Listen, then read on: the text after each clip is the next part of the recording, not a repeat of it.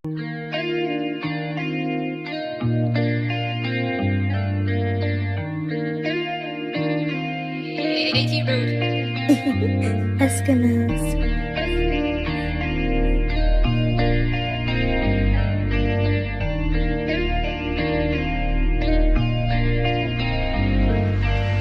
Hanggang ngayon tinatanong pa din sa isipan kung saan ako nagkamali at ano ang dahilan ng paglayo at pagbitaw mo ng biglaan. Sadyang tandang pananong. Nasaan na ang pangako mo na walang iwanan? Parang sa isang iglap ay di ko maintindihan.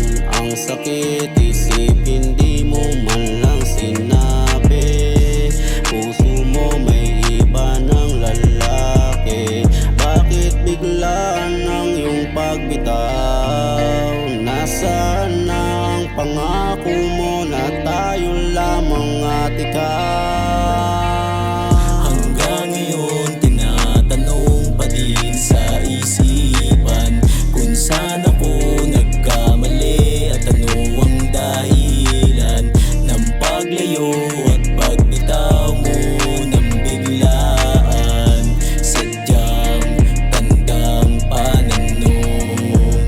Sadyang madaming mga bagay na hanggang ngayon ay katanungan pa kung bakit po pinabayaan ng ganun-ganun na lang kasimple at mga bagay na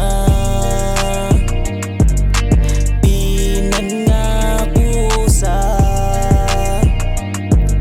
ilalim ng bilog na buwan. Kasama kang nangako ng walang magbabago, pero eto tayo ngayon. Hanggang ngayon tinatanong pa din sa isipan kung saan ako nagkamali at ano ang dahilan ng paglayo at pagbitaw mo ng biglaan. Sadyang tandang pananong. Alam ng damdamin natin ang ay ng hain. Kailangan nga ba na danasin kahit masakit ang sapitin? Kay dami ng mga katanungan na hinahanapan ng kasagutan. Ano nga bang nangyari? Bakit humantong sa ganito? Pagmamahalan natin ay tuluyang nabigo. Mga pangako, lahat ay napako. Pati ang mga plano natin biglang naglaho. Na para bang bula kaya di mapigilang maluha sa sinapit na malubha. Pwede bang ibalik lahat sa simula? Hanggang ngayon